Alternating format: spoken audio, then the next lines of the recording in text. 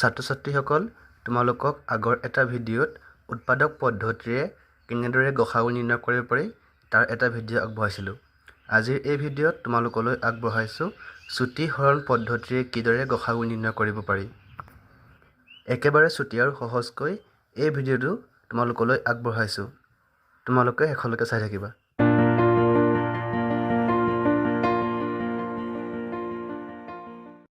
এটা উদাহৰণৰ সহায়ত আমি ইয়াক কৰি চাওঁ আহা। ধৰা হ'ল সংখ্যাকেইটা 170, 255 আৰু 510। এই তিনিটা সংখ্যাৰ আমাক গসাউ লাগে, গতিকে আমি চুটি হৰণ পদ্ধতিৰে ইয়াক কৰি চাওঁ। প্ৰথম তোমালোকৰ কাম হ'ল এই সংখ্যাকেইটাক আমি যিহেতু হৰণ কৰিম, এইদৰে হৰণ কৰিবলৈ পাতি ল'লোঁ। যিহেতু এই সংখ্যাটোৰ শেষৰ অংকটো 0, ইয়াৰ অংকটো 5 আৰু ইয়াৰ শেষৰ অংকটো হ'ল 0। আমি জানো যে যিবোৰ সংখ্যাৰ শেষত 0 আৰু 5 অংকৰে শেষ হয়, সেই সংখ্যাবোৰ 5ৰে বিভাজ্য হয়।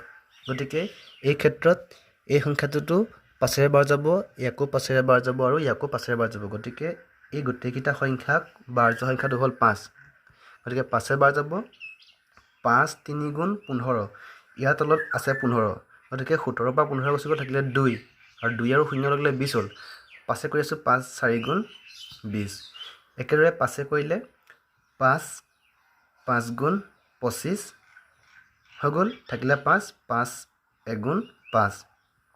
ইয়াক কৰিলোঁ। এতিয়া চাম 5 10 গুণ 50, গতিকে 50 আহিলে, 1 আৰু 10 থাকিলে, অৰ্থাৎ 10, 5 2 গুণ 10। এতিয়া আমি পালোঁ যে 34, 51, 102 এইকেইটা সংখ্যাক কোনটো অংকৰে বাৰ যাব। এতিয়া আমি চাম ইয়াৰ শেষৰ অংকটো 4, গতিকে এই সংখ্যাটোক 2য়ে বাৰ যাব। ইয়াৰ শেষৰ অংকটো 2, গতিকে ইয়াকো 2য়ে বাৰ যাব। কিন্তু ইয়াৰ শেষৰ অংকটো হ'ল 1, অৰ্থাৎ ইয়াক আৰু ইয়াক 2য়ে বাৰ যাব, কিন্তু ইয়াক বাৰ নাযায়। সেইকাৰণে আমি ইয়াক 2য়ে হৰণ কৰিলে গসাউ নাপামগৈ। একেদৰে আমি যদি চাওঁ 3য়ে ইয়াক বাৰ যাব আৰু ইয়াক বাৰ যাব, কিন্তু ইয়াক বাৰ নাযায়। সেই ক্ষেত্ৰত 3য়েও ইয়াক বাৰ কৰিব নোৱাৰিম। এনেদৰে আমি যদি চাওঁ 17 সংখ্যাটোৱে ইয়াকো বাৰ যাব, ইয়াকো বাৰ যাব, ইয়াকো বাৰ যাব, কাৰণ 2 17 34। 17 লগত কৰিছোঁ 3 17 51, আৰু আমি জানো যে 6 17 102। এতিয়া তোমালোকে চোৱা, ইয়াত আছে 2 3 আৰু 6। এনেকুৱা এটা সংখ্যা নাই যে যিটো সংখ্যাই ইয়াকো বাৰ যাব, ইয়াকো বাৰ যাব, ইয়াকো বাৰ যাব। যদি 2য়ে ইয়াক বাৰ যায়, ইয়াকো বাৰ যাব, কিন্তু ইয়াক বাৰ নাযায়। একেদৰে 3 সংখ্যাটোৱে ইয়াক আৰু ইয়াক বাৰ যাব, কিন্তু 2ক বাৰ নাযায়। সেই ক্ষেত্ৰত আমি এনেকুৱা এটা সংখ্যা নাপাওঁ যে যিটো সংখ্যাই গোটেই তিনিটাকে বাৰ যাব। গতিকে আমি এতিয়া ইয়াক গসাউ উলিয়াব পাৰিম। গতিকে গ সা উ হ'ব। যিহেতু এইকেইটা সংখ্যা বাৰ নাযায়, গতিকে আমি এইকেইটাক কেঞ্চেল কৰিব লাগিব। পালোঁ কি 5 আৰু 17। 5 আৰু 17 পূৰণ কৰিলে যি পাম সিয়েই হ'ব আমাৰ নিৰ্ণয়ৰ গসাউ। গতিকে 5 17 কিমান 85 হ'ব। অৰ্থাৎ আমি গম পালোঁ যে 170, 255 আৰু 510ৰ উলিয়াব লগা গসাউ হ'ল 85।